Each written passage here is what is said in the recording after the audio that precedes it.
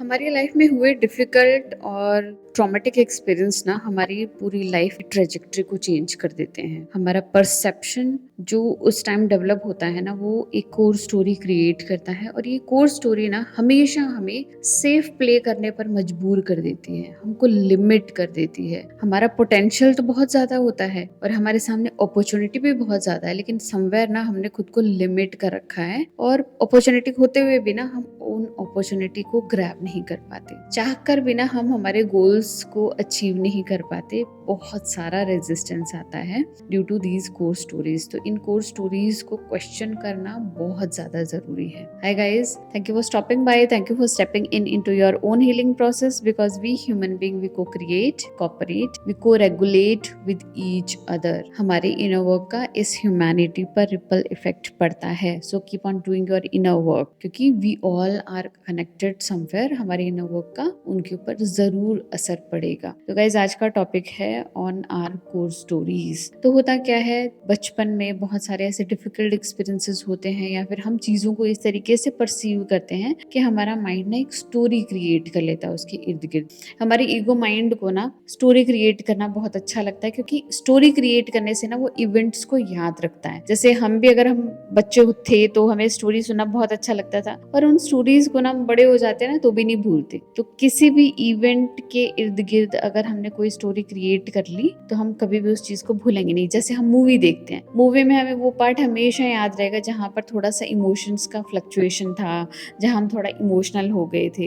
तो वो पार्ट, जो इमोशनल पार्ट है ना, वो आपके माइंड में ना डीपर जाता है और वहां पर एक स्टोरी क्रिएट कर लेता है, जिससे आपको वो मूवी का पार्ट याद रहता है। ऐसे ही हमारे लाइफ के एक्सपीरियंसेस के साथ होता है, जहां पर बहुत ज्यादा इमोशनल शफलिंग हुई है, जहां बहुत ज्यादा हर्ट और पेन मिला है आपको डीप डाउन। वहां पर आपका ईगो माइंड एक स्टोरी, एक परसेप्शन क्रिएट कर लेता है, जिससे आपको वो इवेंट हमेशा याद रहता है। आप चाहकर भी उस इवेंट को कभी भी नहीं भूल पाते। रीजन बीइंग कि हमारे ईगो माइंड का काम है हमें जिंदा रखना। हमारा जो ईगो माइंड है ऐसी मेमोरीज जो कि बुरी थी उनको लेकर एक प्लान बनाता है, ताकि ऐसे एक्सपीरियंसेस दोबारा ना हो, और वो हाइपर विजिलेंट मोड में रहता है, अलर्ट मोड में रहता है। एज ए मेमोरी उन एक्सपीरियंसेस को स्टोर करके रखता है ताकि ये दोबारा ना हो और हम हमेशा सेफ रहें। तो ईगो माइंड ने तो किया हमारे लिए अच्छा, लेकिन प्रॉब्लम ये हुई कि हम इन स्टोरीज को ना अपनी लाइफ की सच्चाई मानने लग जाते हैं। Late me give you few examples. Suppose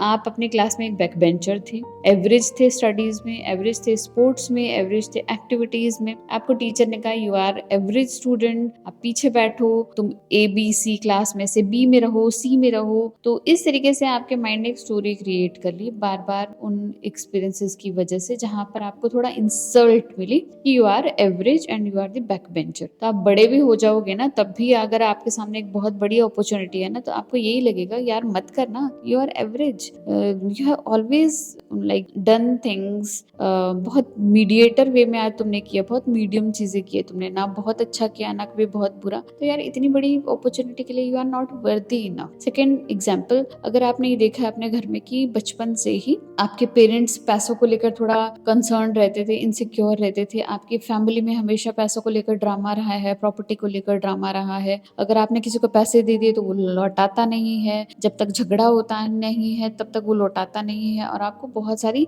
problems अपनी लाइफ में फेस करनी पड़ी है due to this money thing. तो आप बड़े भी हो जाते हो ना, तो आपके माइंड में हमेशा ये रहेगा यार पैसा कम होना चाहिए, पैसा कम होता है तो लड़ाई झगड़ा कम होता है, प्रॉब्लम्स कम आते हैं, है ना। तो और अगर सपोज आपने कमा भी लिया है ना, पैसा अपने लिमिटेशंस के बाहर कमा भी लिया ना, तो भी आपका जो एनर्जेटिक कंटेनर है जो उस पैसे को होल्ड करता है वो एक्सपैंड नहीं कर पाएगा। वो कंटेनर हमेशा छोटा है, क्योंकि समवेयर सबकॉन्शियसली आपकी स्टोरी क्या कहती है कि पैसे कम होने चाहिए यार, पैसे ज्यादा होने से लड़ाई झगड़ा होता है। ज्यादा भी कमा रहे हो तो भी बचा नहीं पाओगे, क्योंकि योर प्रोग्राम जो है ना, जो रन कर रहा है, that is taking all the decisions, है ना। अनकॉन्शियसली हम 95% ऑफ द टाइम प्ले कर रहे होते हैं, तो अनकॉन्शियसली ये स्टोरी प्ले कर रही हो, तो अनकॉन्शियसली हम चाह कर बिना पैसा नहीं बचा पाएंगे, अनकॉन्शियसली हम स्पेंड कर रहे होंगे, तो चाहे हम कितना ही कमाएं, अगर हमारा कंटेनर शॉर्ट है तो हम उसको सेव नहीं कर पाएंगे, है ना। तो इसी तरीके से हमारे माइंड में ना कई स्टोरीज चल रही होती है सिंस आवर चाइल्डहुड। अगर हम इनको क्वेश्चन नहीं करेंगे तो ऐसे ही रन करती रहेगी और हमारी पूरी लाइफ को ना हम बहुत सेफ प्ले करने लग जाएंगे, और यही स्टोरीज ना हमारी पूरी लाइफ को ना एक तरीके से मोल्ड कर देगी, जहां पर ना हमें सिर्फ हमारी स्टोरीज से ही चलना होगा, उसके अलावा हम कुछ देख ही नहीं सकते। बहुत सारी अपॉर्चुनिटी है, पॉसिबिलिटी हम देख नहीं सकते, क्योंकि जो स्टोरी का चश्मा है ना हमें उतना ही दिखाता है जितना हम सेफ प्ले करते हैं, ठीक है। Let me give you example from a book called Untethered Soul. Michael Singer है इनके राइटर, बहुत पसंद है मुझे वो राइटर। तो उन्होंने अपनी इस बुक में बताया कि देयर वाज अ विमेन जिनको ना कांटा लग गया था, एक बड़ा सारा कांटा लग गया था और वो बहुत पेनफुल था। तो वो लेडी उस कांटे को निकालने की कोशिश करती ना तो बड़ा दर्द होता। तो उस लेडी ने सोचा कि क्यों ना इसके इर्द गिर्द पट्टी वट्टी लगा दी जाए जिससे ये कांटा हिले नहीं, जब हिलेगा नहीं तो मुझे दर्द नहीं होगा। तो वो ऐसा ही करती है, पट्टी बांध लेती है और इवेंचुअली वो अपना हाथ भी हिलाना बंद कर देती, एक हाथ को एकदम स्ट्रेट रखना शुरू कर देती, एक हाथ का यूज ही नहीं करती है, वो सारा काम दूसरे वाले हाथ से करती है। और कपड़े भी ना वो ऐसे ही पहनने लग जाती है जो कि स्लीवलेस होते हैं, जो कि उस वुंड को टच नहीं करते हैं, जो उस कांटे को ना टच नहीं करते हैं। जबकि वो एक फैशनेबल लेडी थी, लेकिन फिर भी उसने ऐसे कपड़े पहनना शुरू कर दिए जो कि उस पार्ट को ना हर्ट नहीं करता है। तो टाइम के साथ वो पूरी अपनी घर के एनवायरनमेंट को, अपने काम के एनवायरनमेंट को, पूरी लाइफ को ना उस पेन के अकॉर्डिंग ना एडजस्ट कर लेती है, सारा सिस्टम उसी के अकॉर्डिंग डेवलप कर लेती है। बस उसे पेन नहीं होना चाहिए, बस वो सेफ रहे और मतलब पेनलेस रहे और उसकी लाइफ आगे बढ़ती रहे, उसको वो कांटा नहीं निकालना था क्योंकि दैट वाज पेनफुल। ऐसे ही हमारी लाइफ में भी होता है कि जो भी ट्रॉमेटिक एक्सपीरियंसेस होते हैं हमारी लाइफ में या हर्टफुल एक्सपीरियंसेस होते हैं, सिंस आवर चाइल्डहुड हम उन्हीं के अकॉर्डिंग ना स्टोरीज को बनाकर अपनी लाइफ को चलाते रहते हैं। अपॉर्चुनिटी सामने है, पॉसिबिलिटी सामने है, उसको हम ले नहीं सकते क्योंकि हमने खुद को लिमिट कर रखा होता है समवेयर। तो हमें as a conscious being, as an adult इन स्टोरीज को चेंज करना है, क्योंकि जो कुछ भी हुआ वो बचपन में हुआ। बचपन में हम ज्यादा इमोशनल होते हैं, लॉजिकल कम होते हैं, तो लॉजिक लगता नहीं है। लेकिन now we are an adult और अब हम अपना लॉजिक लगाकर उन स्टोरीज को चेंज कर सकते हैं। स्टोरीज को चेंज कैसे करेंगे? पहली बात कि आपकी जो लिमिटिंग स्टोरी है ना, उससे हमें वहां तक जाना है कि कहाँ से शुरू, कहाँ से हुआ, वो ट्रॉमेटिक एक्सपीरियंस कौन सा था, वो बैड एक्सपीरियंस कौन सा था जिससे आपने ये स्टोरी बनाई। Late me give you my abandonment story. अगर आपने मेरी अबेंडनमेंट स्टोरी नहीं देखी है, सुनी है, तो आप जाकर वीडियो चेक कर सकते हैं, मैं डिस्क्रिप्शन बॉक्स में डाल दूंगी, नहीं तो मेरे चैनल पर आपको अबेंडनमेंट स्टोरी नाम से मेरी स्टोरी मिल जाएगी। तो जब मेरे पेरेंट्स ने मुझे अबेंडन किया था फॉर लाइक मंथ्स और I do not know about year, तो मैंने एक स्टोरी बना ली थी कि that people will leave you, you have to do your things by your own. आप जितना ही कोशिश करोगे लोग आपको छोड़ देंगे, शायद उनकी मजबूरियां होती हैं या कुछ भी होता है, तो आपको अपना सारा काम खुद ही करना है। You can not receive help from people, क्योंकि लोग बहुत मतलबी होते हैं, वो चाहे ब्लड रिलेशन के होते हैं, वो आपको छोड़ ही देंगे। तो इस स्टोरी के बेसिस पे ना मैंने अपनी लाइफ को जब जिया, जब मैं अपने लाइफ में आगे बढ़ी, तो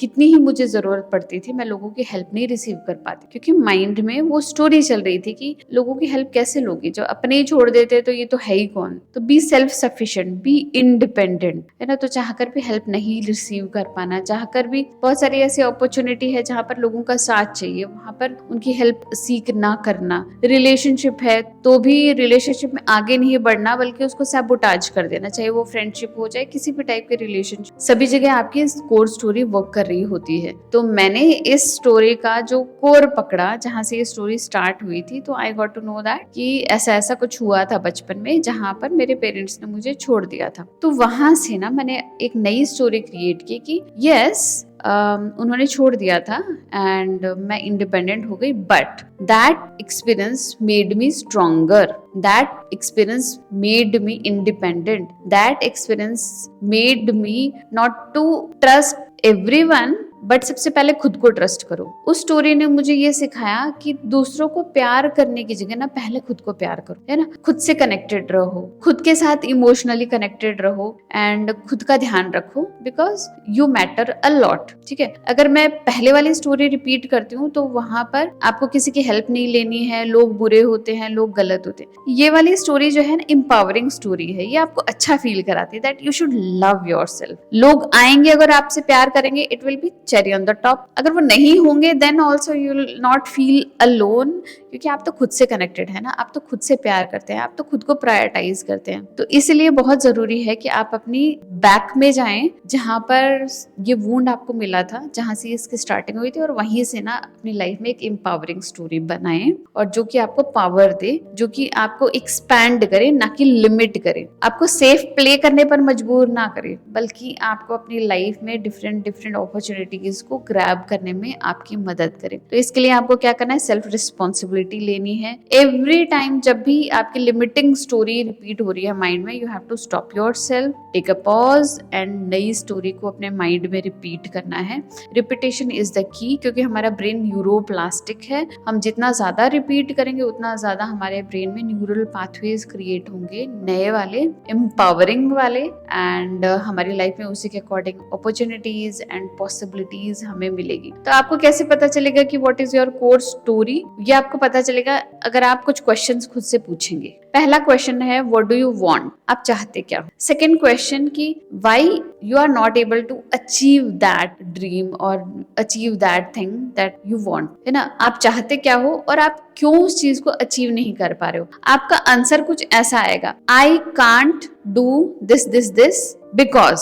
इसके बाद जो है ना वो सारी आपकी स्टोरी है, जो कि एक लिमिटिंग स्टोरी है, जो कि एक फॉल्टी स्टोरी है, जो कि ट्रूथ नहीं है। तो आपको ये क्वेश्चन पूछने हैं और आपका आंसर जो आएगा बिकॉज के बाद, वो आपकी एक कोर स्टोरी आपको बताएगा। जब आपको ये कोर स्टोरी पता चल जाएगी ना, you have to go back कि आई कहाँ से, जहां से आई उस चीज का एनालिसिस करना है and you have to change that story, है ना। बहुत आसान है, बस माइंड में रिपीटेशन करना है उस एम्पावरिंग स्टोरी का again and again and again till it becomes your reality. तो आई होप आपको आज का वीडियो पसंद आया कि कैसे हमारी लाइफ में ना बहुत सारी चीजें हम हमारी कोर स्टोरीज के बेसिस पे ही चला रहे होते हैं, जो कि ट्रूथ नहीं है। अगर हम इन स्टोरीज को लिमिटिंग की जगह एम्पावरिंग कर दें तो हम हमारी लाइफ में बहुत कुछ अचीव कर पाएंगे। तो गाइज, अगर आपको आज का वीडियो अच्छा लगा तो प्लीज लाइक कीजिएगा, मेरे चैनल को सब्सक्राइब कीजिएगा। मिलते हैं ऐसे इंटरेस्टिंग वीडियो में, तब तक के लिए बाय।